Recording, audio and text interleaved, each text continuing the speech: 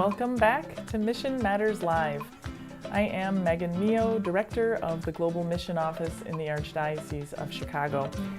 And we're continuing conversation with representatives of the Archdiocese of Lingayen-Dagupan in the north of the Philippines. These are leaders who are engaged in forming and guiding basic ecclesial communities, or BECs.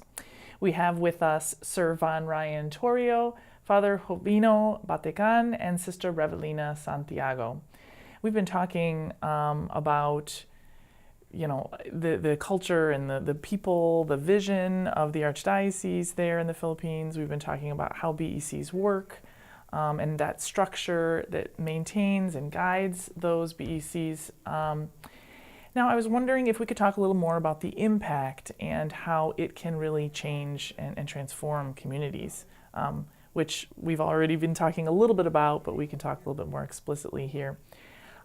So I wonder if we can just learn a little bit more about how BECs operate and kind of the transformation that occurs in the course of that process. I know it takes time, it's about relationships, but we could just learn a little bit more about that, perhaps BEC culture. So Van, would you tell us more about that? I would answer that question in my experience here in our community in here in Lingayen. The BECs operate here first and foremost through the devotions. In our experience, of course, there are different experiences in the other BECs in Pangasinan. But here in Lingayen, through the devotions, those are the entry points to the communities here because in forming BECs, we target first the Catholics, and then one way to enter the communities is to introduce to them the Dalaw Birhen, or the visit of the image of the Virgin Mary in the homes. So the image stays in one home, one family for about 9 days, wherein the neighborhood will set a time where they will go to that house together to pray. And that will run for 9 days, and then after 9 days the image will transfer to another house, but it's the same people who will pray there.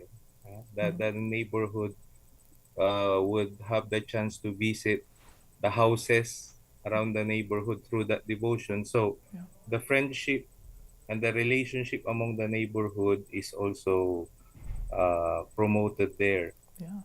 That's the way we do it here in Lingayen. Of course, when the community is now formed through the devotions, then comes the formation, wherein the people are taught now to have Bible sharing, and they will do it weekly. So even if the visits of the image of the Virgin Mary is done, the Bible sharing continues. And there are communities here where they do it every Sunday. And it was amazing how during the pandemic, they continued that Bible sharing through this very same means, the Zoom meetings. And I was once joined by the community, not my community, but a neighboring community called Manibok community. I am from the Libsong community, BEC. So I was once invited during the pandemic to join their Zoom meeting, their Bible sharing. So we made use of technology to continue the BEC life, the Bible sharing. So in that, if I may, I have seen there the three missions mentioned by Father Jovino Batecan, the priestly, the prophetic, and the kingly mission of Christ. Because the priestly mission of Christ, which we share in baptism, I saw it there in the devotions. Of course, there is also regular mass in the chapels. Not only in the chapels, even in houses. People's homes. Sometimes the Dalaw Birhen or the visit of the image will culminate in a mass in a residence, and the neighbors will join the mass there. So that's the priestly mission, and then prophetic through the Bible sharing and other evangelization or ongoing formation sessions, and of course the kingly mission, because in the communities, in the BECs, we do not only share our spiritual concerns, but even our personal and family concerns, our problems, we share it with one another, Yeah. especially in the Bible sharing. And then even after the Bible sharing, then we can follow up that matter brought out by a certain neighbor. How is the matter now? How is the problem that you have mentioned? Is it already solved? How can we help? So the kingly function or the service mission is also lived in that way. That's amazing. Yeah, I think that there's just thinking about how this would be received by a U.S. audience. I think that it's countercultural, at least for us. I think in a few ways, not just, of course, living your faith in a very, kind of not public way, but in a very intentional way, acting and living your faith. Although what I mentioned is just a part of the many ways on how BEC operates. Oh yes, yes. In accordance with the situation of the community. Yeah, and it's also especially in Visayas and Mindanao, they have diverse ways of living out the BEC spirituality. Yeah, sure. I mean, some of the basic concepts, though, about that, of course, it's about relationship with one another, relationship with Jesus, that you said that this is kind of the I was thinking of the phrases we use here in Chicago, a soft entry point. Sometimes we talk about that. How do people get introduced to the Catholic Church? How are they introduced to our community here, this particular parish or this particular ministry or whatever the case? And so that soft entry point is this is just a way to kind of be introduced and very gently, allowed to kind of be exposed and encounter and that sort of thing, where you're not signing up for everything right away, eventually maybe. So that's something. I remember when I was young, when I was still a child, it was Father Jovino Batecan also who visited our community, Barangay Libsong West. Okay. What he did was he entered the houses. He will ask what is the available food in the house, and then he will eat there, right there, and then he will dine with the family. Yeah. Even if the food is just canned good, the canned sardines. Yeah. And then after that, he will tell or share stories with the family. And then one time I remember after that, he began the spiritual side. Yeah. He gathered the images that he found in every home altar, Yeah. and then he will teach us about the feast of that image or of that saint. And then he will form the community, and he will assign that the patron saint by the image that is available in the house. Like for instance, if Wonderful. in a certain residence there is an available image of Our Lady of Lourdes, he will assign that as the patron of that community, and then he gives names to communities. Like in our community, because the chapel there is dedicated to Santo Niño, he called it Anino because of the Niño. But Anino means shadow. So the community was named Anino. Father Jovino Batecan, do you still remember? That was a long, long time ago. I was still, I think, grade 1, elementary pupil. And I was already active. It's very personal. It's very meaningful for communities. Obviously, you remember it so many years later, Von. Oh, I never expected Megan remembers. You brought up already. So what is lacking, Bon? You learn from me. You only have the BEC there in the parish, but not yet the CO. So we have to add CO there. That's wonderful. And Rebbe will help you on how to do it, because she started piloting one parish also, and one barangay, one purok also. And then I think she's planning to apply as one pilot Yes, barangay. here in Lingayen. Yes. That's wonderful. Similar procedure with that Paraplang area of Barangay Tumbor. Father Jerry's parish before. It seems like Okay. one of the other things that's really important about this too is that even though, yes, of course, we want each individual person to have their relationship with Jesus and their relationship with their neighbors, it is the coming together too. It is the creating community, a sense of identity through a patron saint, of people, Yes. you know, knowing their neighbors and saying that when we come together, That is we our can do more. version of the soft entry. Yeah, yeah. Yeah, because who better do you want to know than your neighbors who are literally right there, nearby, and experiencing the same things you are.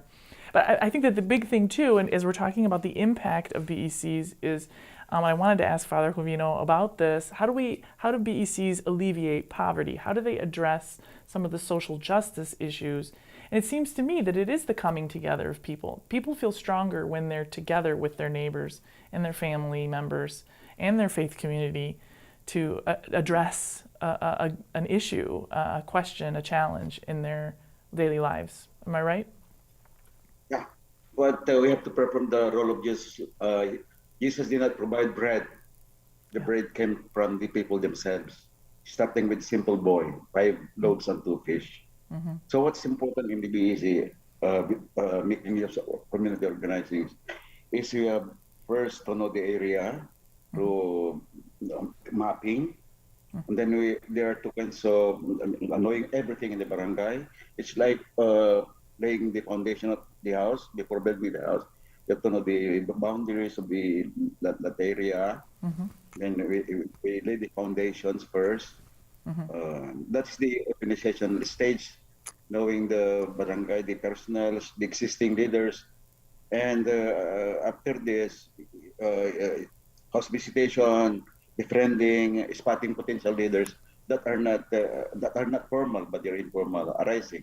Now they are emerging leaders, potential, not the traditional chapel-based leaders, but new ones, younger ones.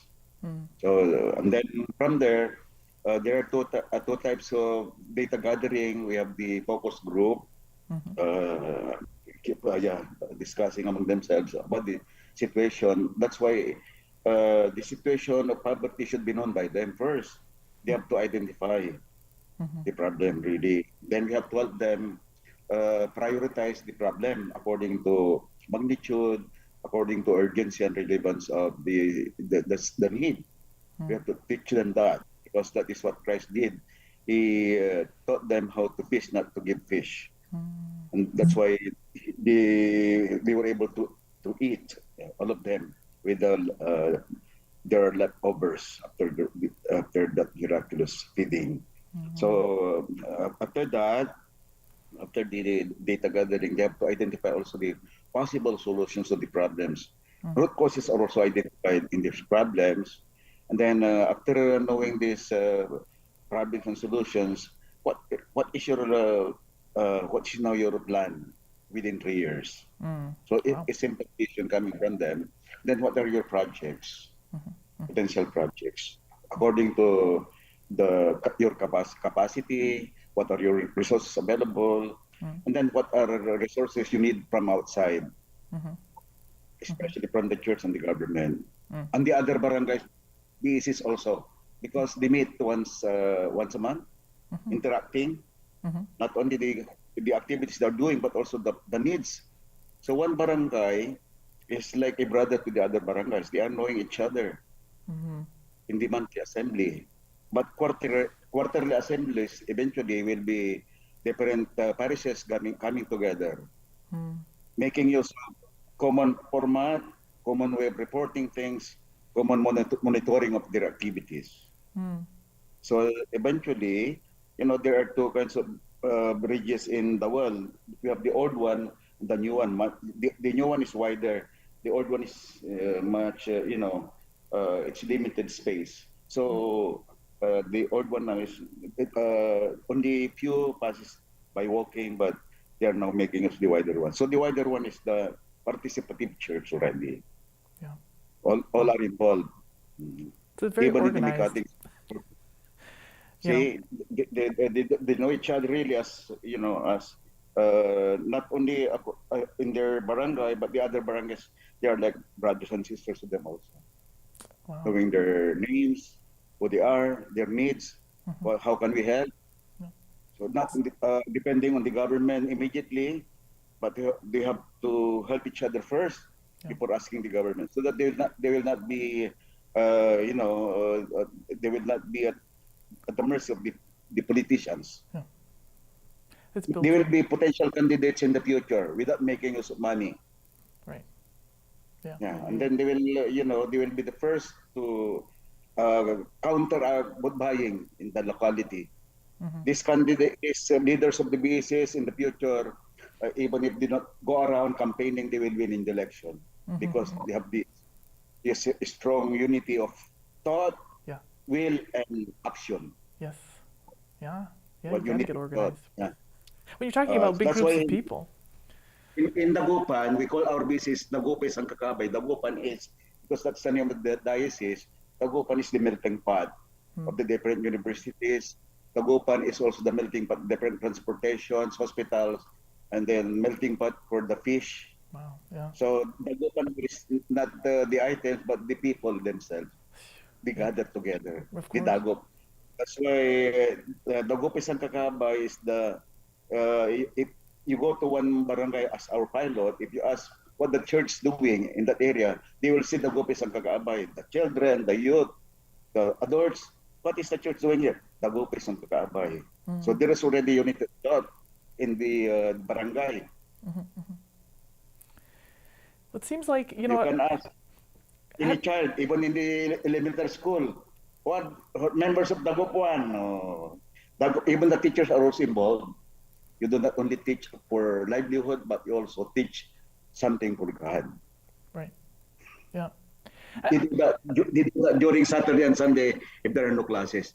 But they will teach right there in their purok. They will have one house as their classroom. Excellent.